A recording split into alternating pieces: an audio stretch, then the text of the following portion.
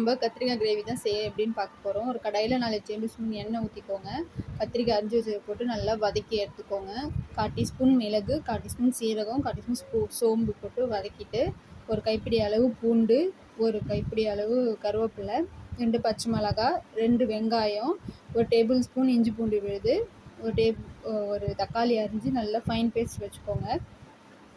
அடுத்தது தேவையான பொருள்னால் மஞ்சத்தூள், மிளகாய்த்தூள், கரம் மசாலா போட்டு எண்ணெய் பிரிஞ்சு வர அளவுக்கும் வச்சுட்டு, நம்ம கத்திரிக்காய் அதிலே போட்டு தேவையான அளவு உப்பு நல்லா கிண்டிக்கோங்க. ஃபுல்லாக கிண்டினதுக்கப்புறம் வேக வச்சுட்டு தண்ணி ஊற்றக்கூடாது.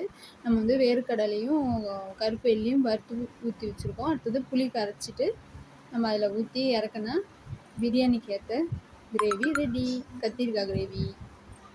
சண்டே ஸ்பெஷல் என்னென்னு பார்த்தீங்கன்னா சிக்கன் பிரியாணி தான் செய்ய போகிறோம். அதுக்கு தேவையான வெங்காயம், தக்காளி, பச்சை மிளகாலாம் அரிஞ்சு வச்சுட்டு குக்கரில் ஒரு டேபிள் ஸ்பூன் நெய், 4 டேபிள் ஸ்பூன் எண்ணெய் ஊற்றி ஸ்பைசஸ்லாம் ஆட் பண்ணிவிட்டு முந்திரி பருப்பு போட்டு நல்லா வறுத்து எடுத்துட்டு சோம்பு போட்டு நல்லா வதக்கிட்டு 2 பச்சை மிளகா, அதுக்கு தேவையான 4 வெங்காயம், ஒரு கைப்பிடி புதினா கொத்தமல்லி, அப்புறம் ஒரு டேபிள் ஸ்பூன் இஞ்சி பூண்டு விழுது நல்லா போட்டு வதக்கி எடுத்துட்டு 1/4 டீஸ்பூன் மஞ்சத்தூள், ஒரு டேபிள் ஸ்பூன் காரப்பொடி, ஒரு 2 டேபிள் ஸ்பூன் தயிர், உப்பு தேவையான அளவு, வாங்கி வச்சுருக்க சிக்கன் அதில் போட்டு நல்லா அது வெந்து வந்ததுக்கப்புறம் நான் வீட்டில் அரைச்ச கரம் பொடி இருக்கு இல்லையா, அதையும் ஒரு டேபிள் ஸ்பூன் போட்டு தேவையான அளவு தக்காளி போட்டு தண்ணி தேவையான அளவு ஊற்றி கொஞ்சம் நேரம் வச்சுட்டு அரிசியை ஊற வச்சுருந்த பாஸ்மதி அதையும் போட்டு கொஞ்ச நேரம் அப்படியே தண்ணி போன வரைக்கும் வச்சுட்டு தம் போடலான்னு சொல்லி அடுப்பில் தோசைக்கல் வச்சு அது மேலே